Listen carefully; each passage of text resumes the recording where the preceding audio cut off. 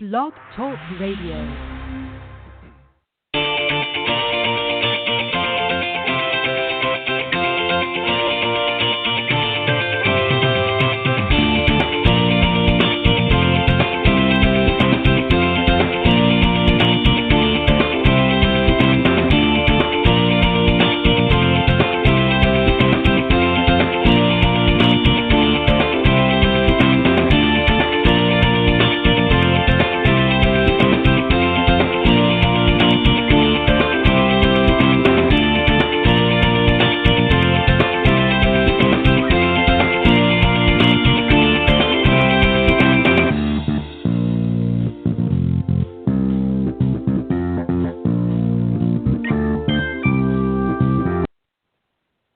All right, good morning, everybody, and welcome to the Women of Golf Show. I'm Ted Odorico, and right alongside with me each and every week is, of course, none other than Legends Tour player and LPGA professional Cindy Miller. And we are, of course, the hosts of the Women of Golf. Cindy's going to be a little bit detained this morning. She's not with me right at the particular moment. She's on her travels to Orlando. She's going to be on the morning drive this week, so she's in midst of travel, if you will, so she should be joining me here in a little bit. But anyways, welcome to the show. Glad you could join us. And, of course, we are live every Tuesday mornings here on the Women of Golf Show from 9 to 10 a.m. Eastern Standard Time. And for those of you maybe that don't normally tune in with us, and maybe this is your first time, welcome to the show. Best way to find us, of course, is go to blogtalkradio.com and type in the search key, type Women of Golf, and that will take you to the main page. And, of course, front and center will be the live broadcast on Tuesday mornings. But for some reason, if you're not able to join us live, not to worry. Just scroll down that page, and you'll see the on-demand section, and just check out some of the previously aired shows that Cindy and I have recorded together, and many of our great guests that have joined us along the way. So you can listen to those when it's convenient for you. But for those of you joining us live this morning, appreciate it very much, and always look forward to you tuning in each and every week. Got a great show for you this morning. Going to be starting off with a little bit of a discussion on some common swing faults, and then a little bit later in the broadcast, joining us will be special guest Samantha Morrell. She's an LPGA Apprentice instructor, fairly new to the teaching side of things, but has been a player for a number of years, and we'll talk a little bit more about that, about her earlier years, and then also what she's doing now, getting ready for her teaching career and her journey along the way. So we'll talk a little bit with her later. But just also let me remind you, this Thursday, of course, I'll have another my other show, Golf Talk Live, which airs 6 to 8 p.m. Central, also on this blogtalkradio.com network. And again, just to clarify how to find that show, just go to blogtalkradio.com and type in, instead of Women of Golf, type in Golf Talk Live. And again, the same applies. You'll see it front and center on the live broadcast from 6 to 8 Central. That's PM, of course. And you can scroll down to the on-demand section, and you can see some of the previously aired shows. Got a great show for you this week. Going to be joined by a great PGA professional, James Kyle, who was on a few months ago with a couple of his buddies, Buck Myers and Pete Buchanan. He's going to be joining me back here along with Mark Sweeney, the CEO and founder of Aimpoint. So they're going to be joining me here Thursday night, so make sure you tune in for that.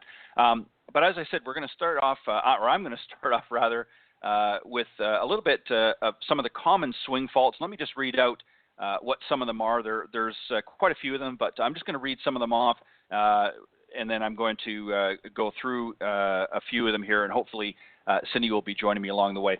One of the common swing faults, of course, is the S posture. Another one, of course, is the C posture. There's loss of posture, and also over the top, which many of you have heard, and some of maybe even suffer a little bit from that. And that's a fairly common one in the industry. Also, there's a few of you out there that probably sway. There's the sway, of course. It's another common swing fault. The slide, some of you may not have heard of that one as much, but that's another one as well. Reverse spine angle, which also coincidentally happens to be the number one cause of lower back pain in many golfers.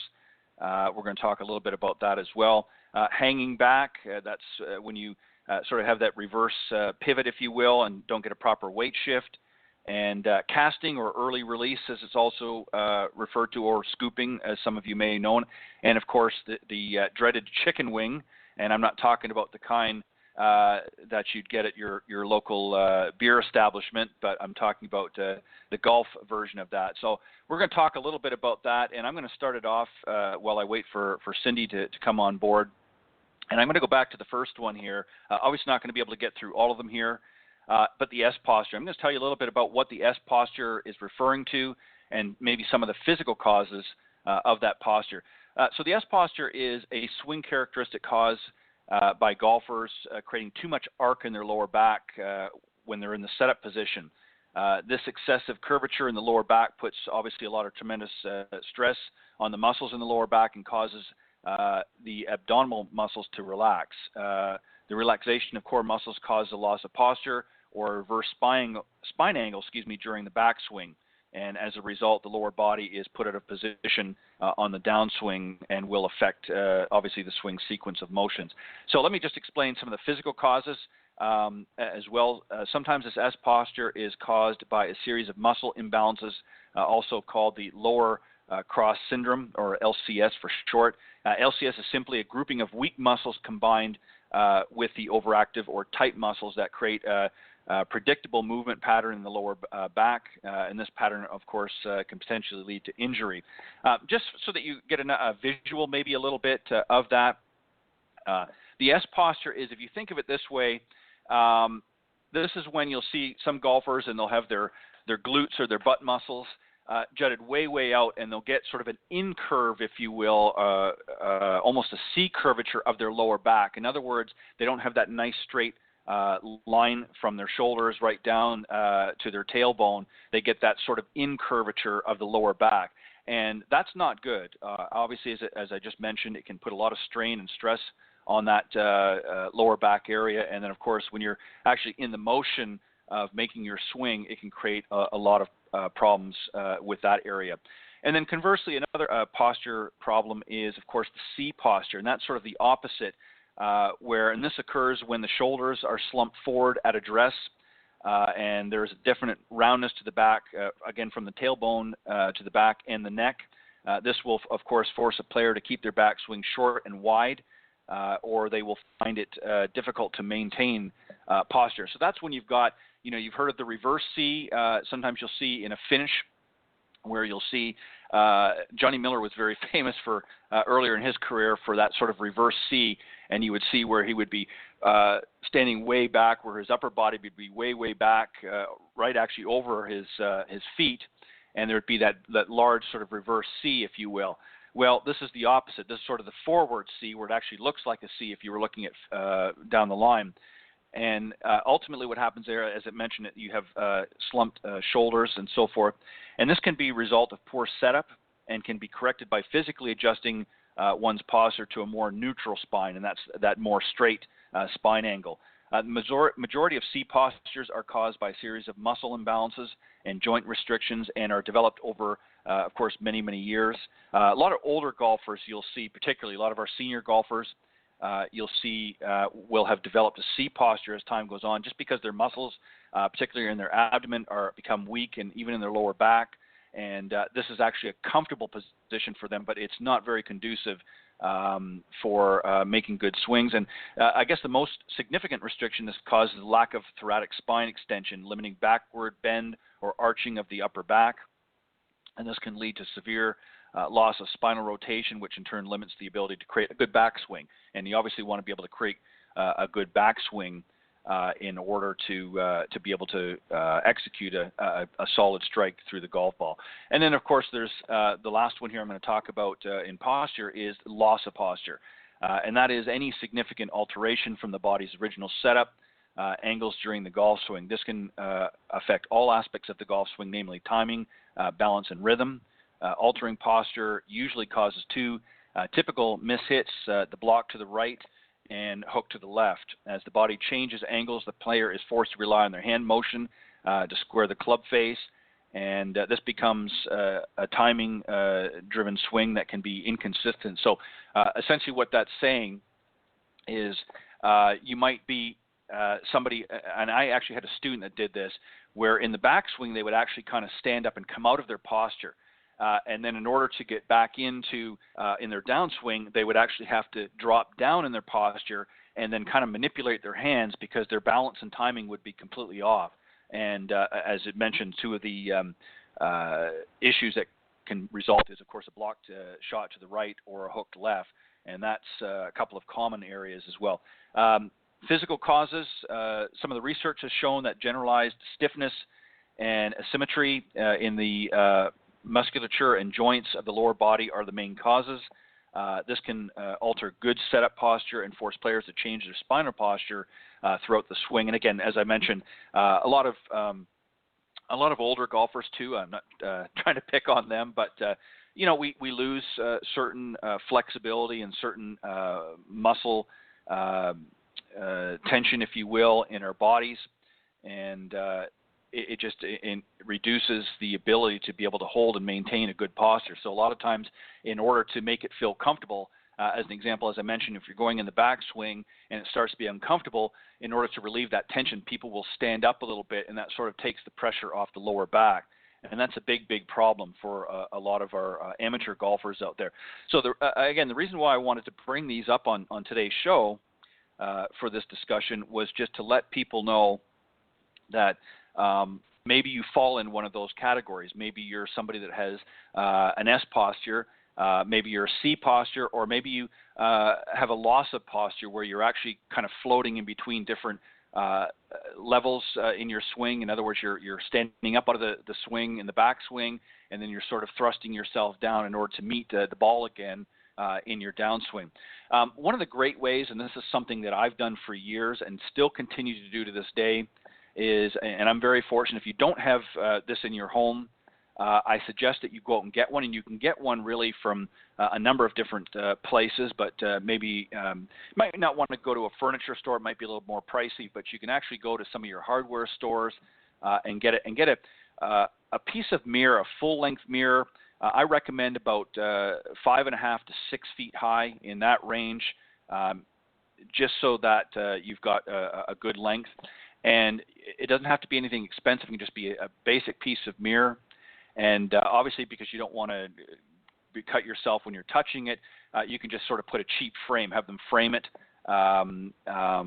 with some cheap frame. And it might cost you $20. It might be less than that. It might be a little bit more, but it's well worth it. And you want it to have fairly wide. You don't want a super skinny mirror. Obviously, you want to be able to have a little bit of room. But and I recommend probably about 2 feet wide. So about 6 feet tall and about 2 feet wide. And what I do now, obviously, I have a full-length mirror in part of my house. I have several of them. And what I do is I actually practice my setup when I'm at home, especially if it's raining out, or as it has been this summer, of course. And what I try to do is I get into my posture and my setup, and I check all of my angles. And I check to make sure that I'm not developing an S posture or a C posture as I get older. And I make sure, and what I'll do is I actually have some practice clubs that are short, so I don't have to worry about nicking the ceiling. And I'll actually go through my full swing, and from start to finish. And what I will do is I will check those angles. So I'll keep my head, of course, tilted up, and I'll see, am I getting up? Am I losing my posture? Or when I'm actually in my step, and I'll do a down the line view and a face on view, and I will check to see the different angles in my body to make sure that they're correct. And there's lots of great video or photography out there in the golf industry. Golf Digest magazine or Golf Tips magazine has plenty of examples of great players through various different positions of the golf swing. So you can kind of compare yourself to how it looks and how you look. And it's certainly going to help you in the long run. So make sure that you do something like that. So just go to your local hardware store or even a furniture store if you want, and just get yourself a piece of mirror. Like I say, I recommend about 6 feet tall, because that covers most of the people, because you can kind of lean it against the wall, or maybe if you have a basement, for those of you up north that have a basement or a rec room, if there's a spot down there that you can clear the rubble away, if you will, and lean that there. it's a great way to practice some of your positions. And you can do that whether it's raining or not when you're at home. Maybe spend 5-10 minutes a day doing that. You'd be surprised how much that'll help you when you get out on the golf course. Another one that I'm going to talk about, rather, as I said, as I wait for Cindy to come on board here, and is over the top. This is, of course, over the top is seen as the most common swing fault among high handicap golfers, and it usually occurs because of the over dominance of the upper body during the downswing, and essentially as a result, the club is thrown outside of the intended swing plane, with the club head approaching the ball in and out to in motion. This creates pull if the club face is square, or a slice if the club face is open. The swing fault can cause a tremendous loss of power and limit the ability to control the ball flight. So obviously, a lot of things can happen through an overtop. Just some of the physical causes: the inability to separate movements of the lower body from the upper body does not allow the lower body to lead the golf swing, which is something that needs to be done in the downswing. Usually reduced spinal and hip mobility causes limited pelvis to thorax separation. Poor core and thorax stability or strength does not allow the golfer to maintain proper posture, as we talked about just a few moments ago. Any loss of posture can force the arms and torso to fire first in transition to help reposition the body for rotation. So poor balance, especially with the lead leg, for those that are right-handed golfer, that would be, of course, your left leg, can cause an improper weight shift. Limiting weight shift toward the lead leg can reduce lower body's contribution to power generation during the swing, and this will cause the golfer to use excessive upper body power by chopping down or throwing the club, as it's called, over the top. So that's essentially a definition of over the top, and that's, as I mentioned just a moment ago, that's a very, very common problem with a lot of our high handicap golfers. It's probably, as I mentioned, probably the most common swing fault among the high handicappers. So that's something to be careful of. And again, this is why you want to practice your different movements. We can't emphasize enough on the show to be able to practice the various movements within the golf swing. And you don't have to necessarily go out to, a lot of people say, well, I don't have time to go out, every day or even a couple times a week to the driving range and work on all of this stuff. If you take the tip that I just gave you a few moments ago and get yourself a mirror, you can, or if you don't have one, get yourself a mirror, pardon me, and you can practice a lot of these movements right in your house. You don't even need a club, really, if you don't, if you have low ceilings, you can just practice the movements, and this will help you get an idea of whether you're doing the movements in a correct manner or not. Pardon me. Another one as well is the sway, and the sway is any excessive lower body lateral movement away from the target during the backswing, which forces the weight to the outside of the back foot. So again, if you're right-handed golfers, that would be your right foot. Swaying makes it very difficult to perform a proper weight shift during transition and the downswing. So what happens with the sway is as they transition into the backswing, there's a lot of lateral movement. Now, there is a slight lateral movement, of course, because you're actually shifting your weight from your front leg, which would be your left leg, into the backswing, which is going to be on your right leg. But what often happens, as I just described, is a lot of people will get on the outside. So in other words, they'll actually have too much lateral movement as they're going through into their backswing, and they actually get to where a lot of the weight is on the outside of the right foot. And then what ultimately happens, in order to get back to the ball, they actually have to force a sway, if you will, to get back to the left side. And that just creates a whole myriad of issues and problems. Now timing becomes an issue. Timing can be thrown off tremendously. And again, as mentioned in the previous example, with an over the top, if your club face isn't square, if it's open or shut, then a lot of times what will happen is you'll get all kinds of problems, either a snap hook, or you might get a big old slice, which a lot of you, I'm sure, are struggling with. So some of the physical costs of the sway, right hip internal rotation is paramount for full rotation into the right hip without any lateral sway for right-handed golfers, as I mentioned. I mean, there is a slight sway, if you will, or transition, as I like to call it, into the right-hand side, but very, very little from left to right. It's more of a rotation. If the body is unable to rotate around the right hip due to a joint or muscular restrictions, lateral movements will dominate the swing pattern. So this is what I'm getting at, especially for some of our high handicappers and especially some of our older golfers who maybe have some hip issues just as time goes on, and maybe they don't have strong glutes or strong muscles in that region.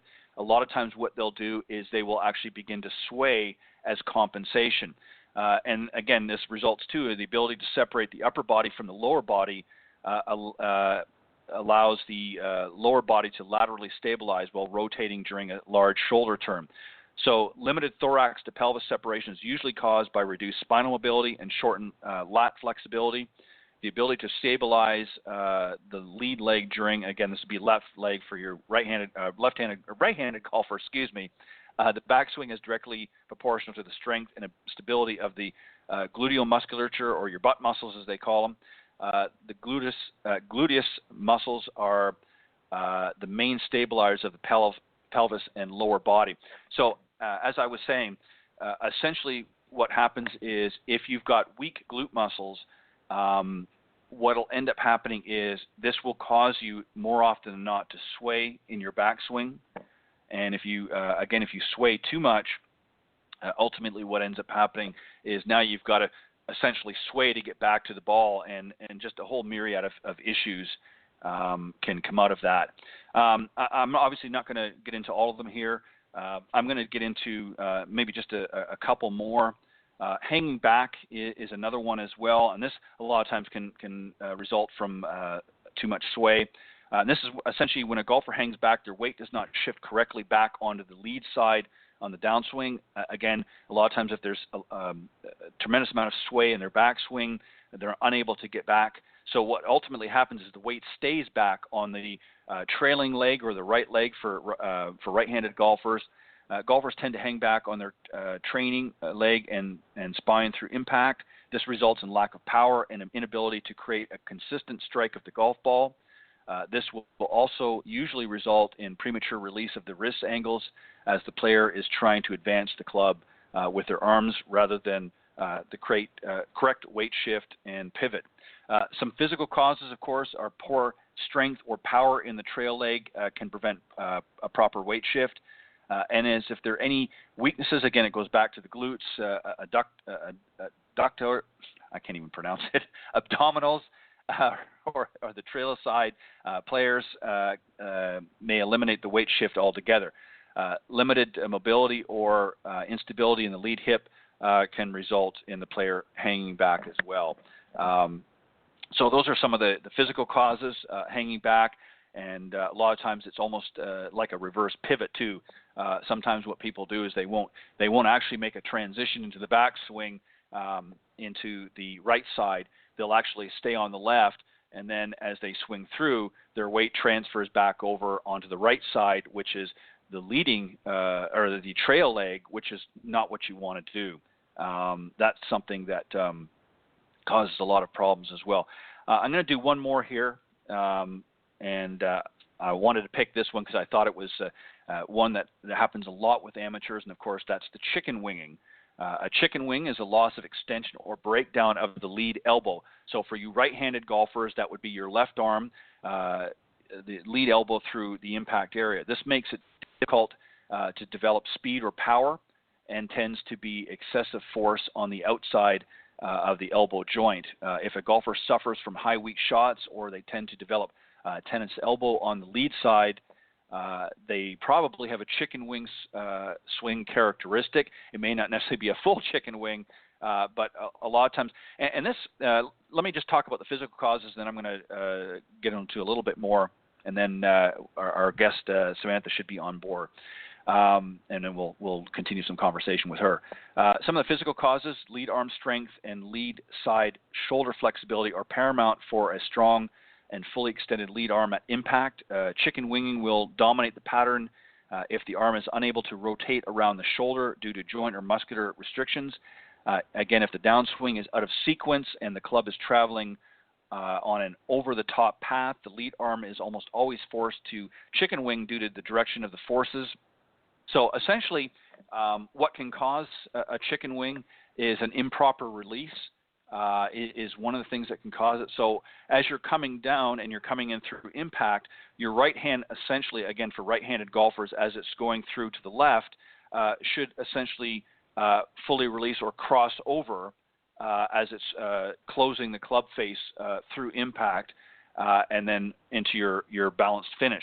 What ultimately ends up happening is a lot of people sort of hold that shot off, and because the club is not creating a full release, it tends to not cross over, and they hold off, and ultimately your left arm and elbow go up into what is referred to as the chicken wing. So seen a lot of you guys out there doing that, and it's not a pretty sight, but nevertheless, some ways that you can avoid doing that I found that work is a great drill is to keep yourself connected is the towel drill. I put a towel under each arm across my chest. I get a decent length towel, and I put it under my left arm and under my right arm.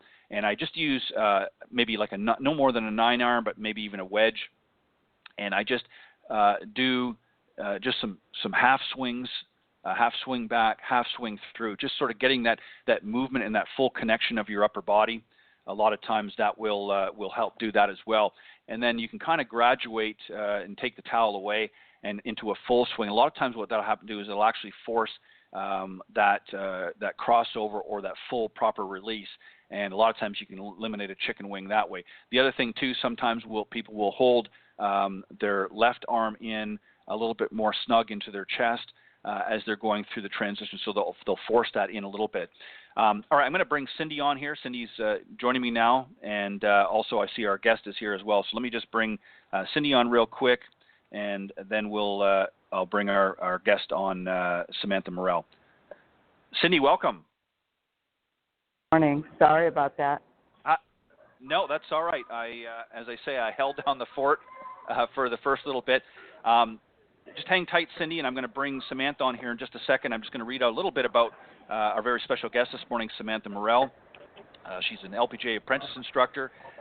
She's a standout Rhode Island amateur and collegiate player who brings 15 years of tournament experience to her instruction. She played college golf at Old Dominion University from 2009 to 2013, where she was the team's first Colonial Athletic Association Rookie of the Year in 2010, and also the first female golfer to be named ODU Alumni Association's Female Athlete of the Year in 2013.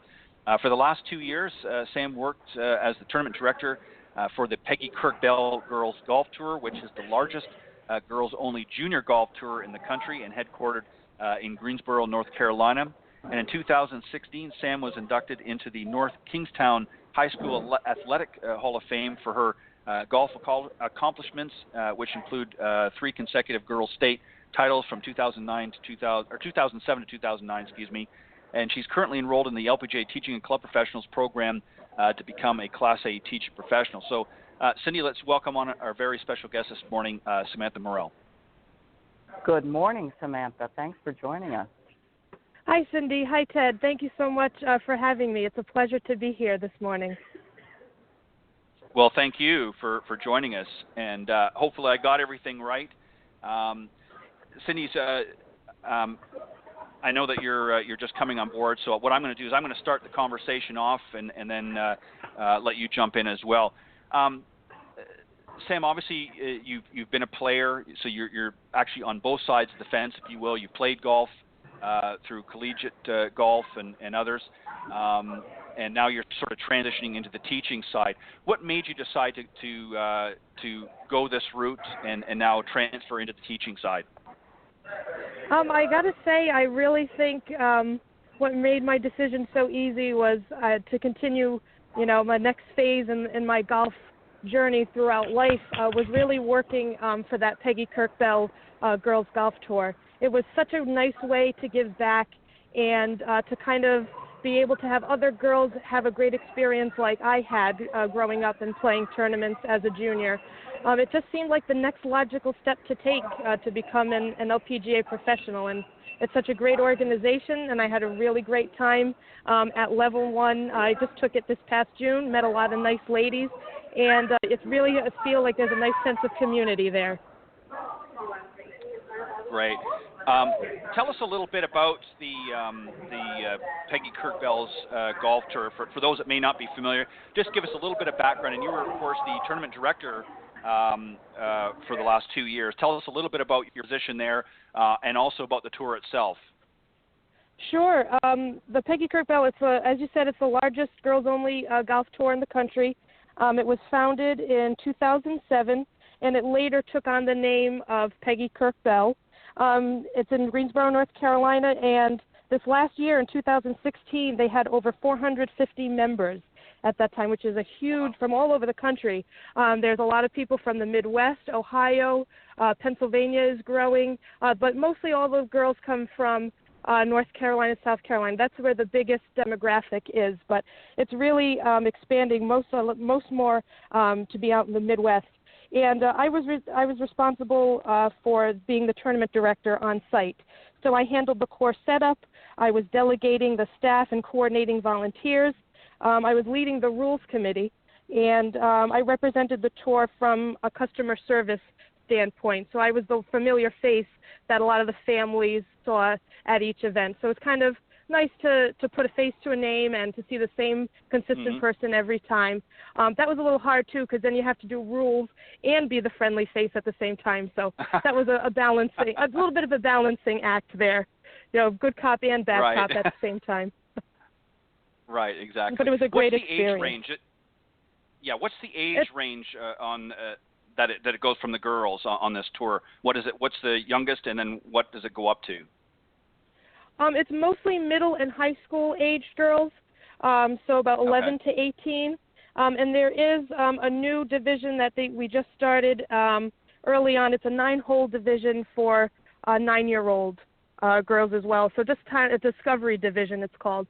So girls who haven't competed in any tournaments yet, and they may be a little younger, it's a chance for them to play in their first tournament and experience what a tournament is all about. They play about 1,000-yard golf course, so very short. Right. But it gives them great exposure to the game and an introduction to the game, which was very important. So that's obviously long-term is going to help grow the game. Cindy, I know you've got some questions as well, so I'll give the floor to you. Is that yardage, Samantha, for the 9-year-olds equivalent to the U.S. kids golf yardage for 9 holes, or is it a little bit shorter? It's similar to that. We do play, regular golf courses that, there's par 3s, there's par 4s, and par 5s, and it's about 1,600 yards. So, we'll put them out in the middle of the fairway, and they're very similar to that U.S. kids type of yardage for the 9-hole division. Now, do they need to carry their own bag, or can their parents caddy for them? The parents can caddy for them, and they get a cart too as well. So parents can drive a cart and put their clubs on the back. But they walk and they get shuttled in between holes, because especially if they're teeing off in the middle of the fairway, there's some longer walks. So they're allowed to walk in between holes, and parents can drive carts for them as well. That's great. That's awesome. Yes, they get chauffeured. They get chauffeured around. Very good. Now, where are the tournaments held? It's mostly in the southeast. The headquarters is in Greensboro, North Carolina, so that's where the heaviest concentration of tournaments are. But they also have one-day series that are in multiple states. North Carolina has its own pod, has its own section. South Carolina has one. They just introduced Georgia as well this past season. And Virginia as well. And they're looking to expand into other regions and other states as well. But it's mostly a southeast. Are they willing to come to New York? I know. Well, I'm in New England as well, so you never know. We might have a little and it's just a series of 6 one-day tournaments, which would include that Discovery Division and also the 2 upper divisions, the Future and Prep Series as well. Those are the names of the different divisions that they have. And yeah, That's I think it's awesome. yeah. That's great for the kids, definitely. Now, what made you decide to go full-time teaching and stop being the tournament director? I just thought that I was ready for the next step. I had met some LPGA teaching pros that were in North Carolina. I don't know if you're familiar with Donna Lerner and Kathy Bounds, but I did my shadowing under them as well. So I was watching their junior camps and some of their individual lessons, and I was just inspired by the girls and by what I saw watching those LPGA pros teach and give lessons, that I said I really would like to do this and just continue to take the next step in my lifelong golf journey, because it is a game that you can have for your whole life. And just because I'm not playing competitively anymore, like I had been in junior golf and in college golf, there's still a place for me in the golf world. And it's just a way for me to give back and to maybe make a difference in someone else's game. That's awesome. You're Well absolutely right. Yeah, well said. Oh, yeah. So what do you do now Thank you. at Mulligan, what's it called? Mulligan Island Golf and Entertainment Center. Did you start your own junior program? I'm actually working alongside with the head PGA pro there. He's the director of golf, Todd Campbell, and he and I have been coordinating and working on the junior camps. There's actually one running right now, and I'm sitting here in my car watching them. We're having chipping day today, so I'm going to, as soon as I end my conversation with you guys, I'm going to be heading right out to continue with our junior camps. But we've been working together to run some U.S. kids camps, and he's been great. He's let me shadow him on some lessons as well, and it's all just me gaining some experience and getting more exposure and getting used to teaching and, finding out what key phrases work and learning the difference between juniors and adults. And it's just been a great experience, and I love the facility that I work at. It's great. Besides just having a driving range, there's also a pitch and putt, like up to a 60-yard pitch and putt course that's 9 holes, and there's also an executive par 3 9-hole course in the back as well, and mini golf, of course, oh, wow. because that's always got to make it fun as well. So, yes, it's a great facility to have in Rhode Island and southern New England. Wow, that's great.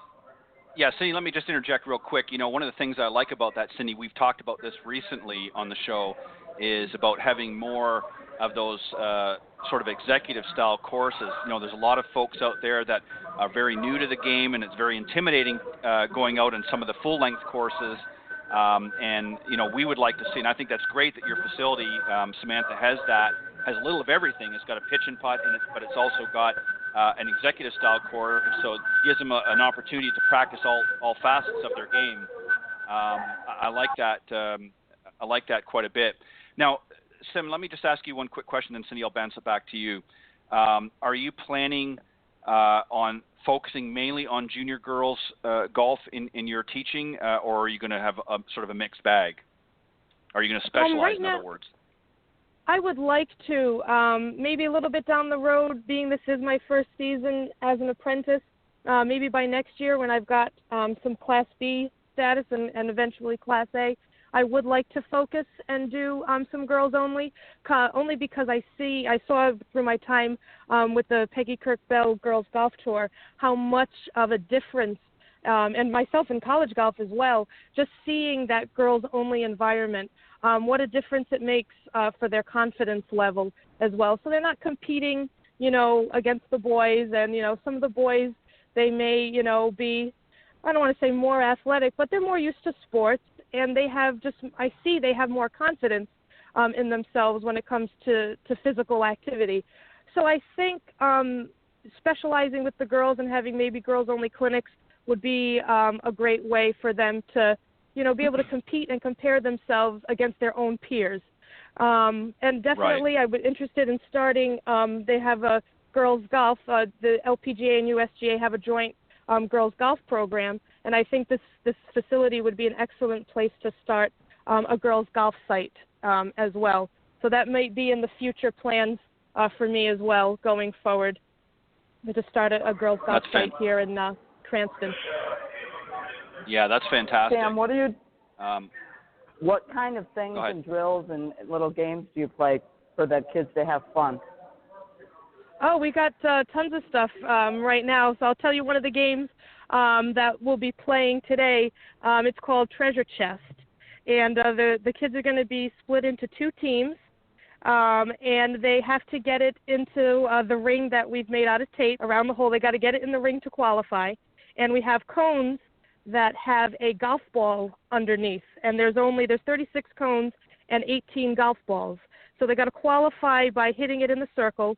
And the person who hit it in the circle will get to go and open the treasure chest, so to speak, and see if there's any treasure underneath. If there's a golf ball, they get to keep it on their team, and whoever has the most golf balls at the end of the match, after all the cones have been lifted, they are the winners of the game.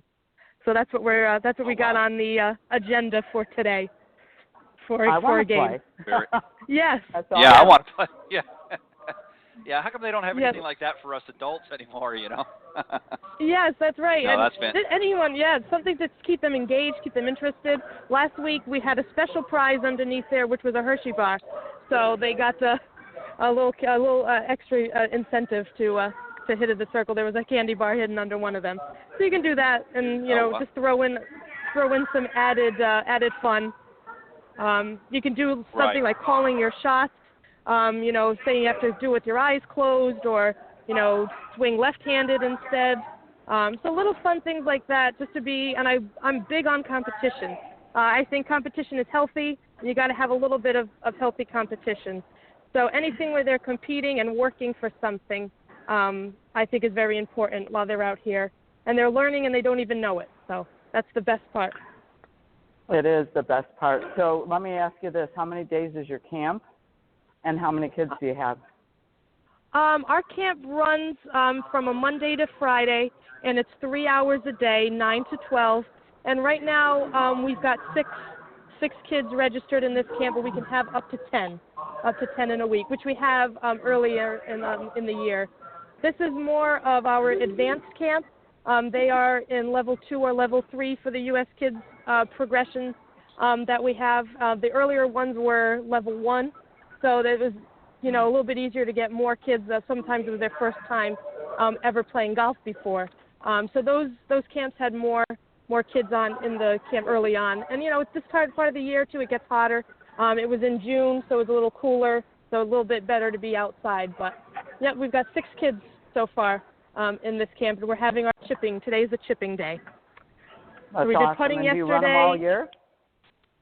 It's mainly from June to August, but we're looking at some other options to kind of make a continuing education program, because there is still some good golf time being in New England. I know in New York you guys must know, and it's beautiful to play golf in the fall with all the leaves changing and everything, so I think we should do something for September and October. After that, it kind of gets a little bit 50-50 with the weather, so you never know what you're going to get, but yeah, but in the fall, there's still plenty of good time in. So there's still definitely, I think we can look at some other options for continuing education once the U.S. Kids camps end. This is the second to last week, actually, that we're working on. So next week will be the final that we offer for the summer.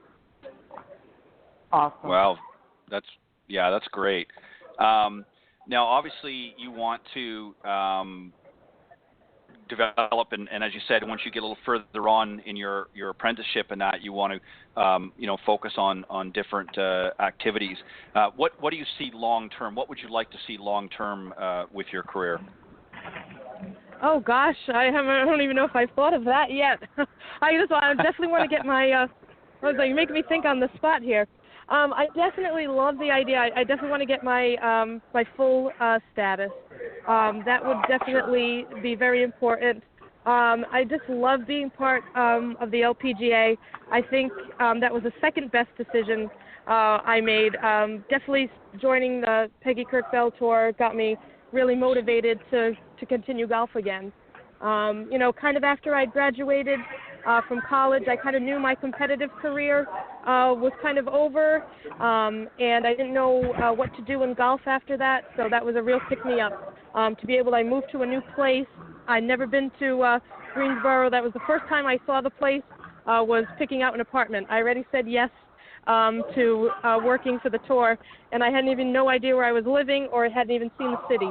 And so just kind of went on a whim and see if I would like it, and stayed there for 2 years and enjoyed my time. But after that, I would definitely say I'm going to get my Class A. I would love to work at a golf course and just continue working with juniors, and especially juniors and ladies seem to be a really good fit for me. I love doing ladies clinics as well as doing junior clinics, and I think it gives the ladies a great experience because they get to learn from another woman, which makes a difference. Sometimes the ladies get intimidated by some of the male pros, and that's what it seems like you always have to do is, if you want to play golf, you have to learn from a PGA instructor because that's usually the only option that you have. But there's other options out there. You know, more and more LPGA professionals are getting their start, and I think that's wonderful just to continue to grow women's golf. So that's what I see for my future, juniors and ladies especially. And I'm thinking of staying in the Northeast New England area. I'm definitely a New England girl at heart. So this is my home. So I'm definitely thinking of staying here. Well, it sounds like a great plan. Now, yeah, it's just got to compete with the weather a little bit. Winter? I could definitely see myself doing that. It's kind of best of both worlds there. You get the wonderful New England summers, by the water, and then you get to go and not have to freeze in the winter time. So, yeah, I just got to sit down and really, kind of think of these things and seeing what options are available to me, how I'm going to make this happen. I got the idea, everything sounds great, but until I actually, sit down and decide what I'm going to do, it's just all hearsay until I actually do it. So, got to stay motivated to. Discipline. Got to put the plan to action. Yes. And I know that's a learning experience. I'm still, learning all these things, but without having the experiences of playing golf and going to college, I don't know where I would be doing. Golf has just been such a huge part of my life since I was 9. That's when I started playing. Who introduced you to golf? Were your parents or how did you get introduced into golf? Believe it or not, my parents are not golfers. I was not brought into a golfing family. My grandmother was actually the one who introduced me to golf. She had always wanted to learn and take lessons, but she and my grandfather had their own business. They ran an Italian bakery locally in Rhode Island. Yes, and so they never, had to do anything. They could never really do anything but work in the shop, and that's all they could do. But my grandmother always wanted to take lessons. When my grandfather passed away, she decided it was time, and she took me to the driving range. That's all we had. We weren't members anywhere. So I went with her to the driving range and picked it up from the PGA pro who was there, and he asked my grandmother, who's been teaching me, who was giving me lessons, and it was my first time just swinging a club. And so I had to choose between doing that and doing soccer. And there wasn't enough time to do both. So I wanted to do golf because it was different and it was something new, and I never looked back since. And it was a really good decision to go with her to the driving range that day. Because I would not be where I am story. without golf. Yeah, that's a great story, Samantha. I like that. Obviously a lot of people that get into this industry, went sort of the traditional route. Their parents introduced them and that, but that's a fantastic story. Yes, we kind of did at the same time. So we started at the same time. Yeah, that's very cool. Cindy, do you have another question for Samantha? So I know he asked you, where do you see yourself? Do you ever want to be the head pro, or do you just want to stay teaching? That's a good question. And definitely, I do enjoy teaching, And that was a lot of what we learned so far in my level 1 at LPGA Teaching Club Professional School. Was the main focus of LPGA is teaching, and I like that approach a lot more. And because that's why we become pros, is because we still love playing golf and we want to share experiences and share our knowledge.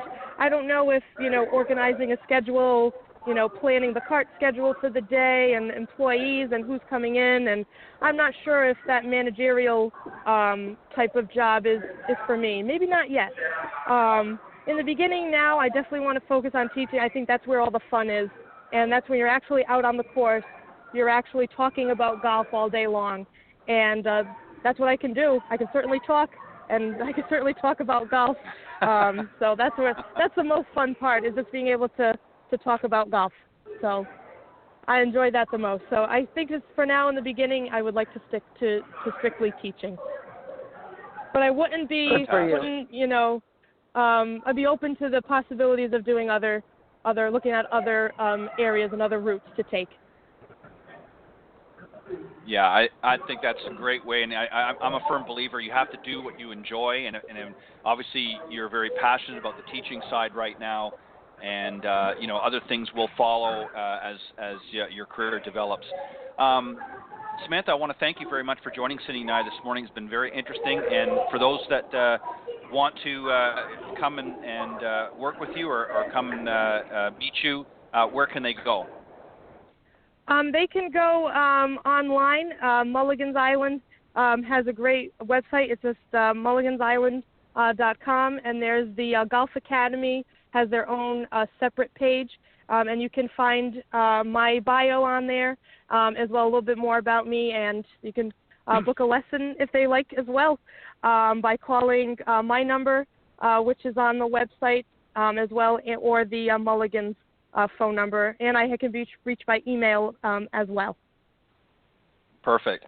So that's the Mulligan's Island Golf and Entertainment Center, and that's in Cranston, Rhode Island. So if you're living in the Rhode Island area, or maybe you're planning a late summer trip or early fall trip to the Rhode Island area, you definitely want to go out there and meet with Samantha, and maybe she can help you with your game. Samantha, thank you very much for joining Cindy and I this morning on the Women of Golf. Loved having you, and we'll hope you'll, as your career advances, we'll hope you'll come back and join us again and give us an update. Okay, I would love that. Thank you guys again so much for having me. I really enjoyed it this morning. Thank you so much. Thank you. Have a great day. Not a problem. Thank you. You too. All right. Bye-bye. Bye-bye. Bye-bye. All right, that was a very special guest, Samantha Morrell, an LPGA Apprentice instructor. Kind of interesting, Cindy, we've had some more seasoned veterans on the show before, and this is really somebody that's just sort of starting out her instructional side of things anyways. I mean, she obviously was a player for a number of years through college and before and junior golf, but really somebody that's just sort of transitioning into the next phase of her golf career. Very interesting. Cindy, I wanted to give you just a couple of minutes here. We've still got a few more minutes on the show, and I wanted to end that segment a little bit earlier because now you're en route and on travel to Orlando. What's bringing you to Orlando? Well, Alan and I are lead Golf Coach Academy instructors, and we are going to be on morning drive the next 2 days. So we're flying into Orlando today. We have to be at the Golf Channel at 5 a.m. tomorrow, and we're going to discuss pressure and how to play golf better. And then we're going to film a bunch of golf tips. So it's really exciting. We're very happy that we get to, number one, go be on the Golf Channel. Really, number one is to go see our granddaughter. So we're very grateful. Right. And so tune into Morning Drive the next 2 days, and you will see Cindy and Alan Miller. Very good. What a great way to go see the granddaughter and help some golfers out there as well. So fantastic, Cindy. Have a great and safe flight and safe trip there. And I know you and Alan will have lots of fun working with the crew there on the Golf Channel. But very quickly, Cindy, we just got a few more minutes here. For those that want to play a little bit better golf, you've got a great kit that's available. Tell them about the Learn to Hit It kit. I do. So the Learn to Hit It kit includes a portable mat, foam Callaway golf balls, my Golf 101 book, and a coupon for 10% off any Callaway club, and a 10-module online course to teach you how to hit it clean, airborne, and straight on purpose. So if you go to learntohititkit.com, you can purchase yours for $99.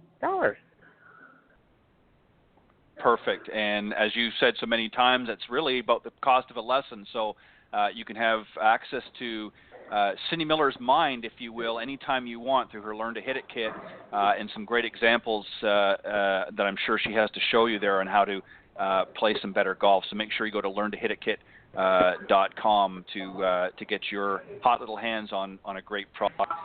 Cindy, as always, thank you for what you do, and good luck this next couple of days on the morning drive, and enjoy your visit with your granddaughter. Thank you very much. Have a great week. All right. Thanks, everybody. Thanks for joining us. We'll see you next week right here on the Women of Golf. God bless everybody. Bye-bye. Bye-bye.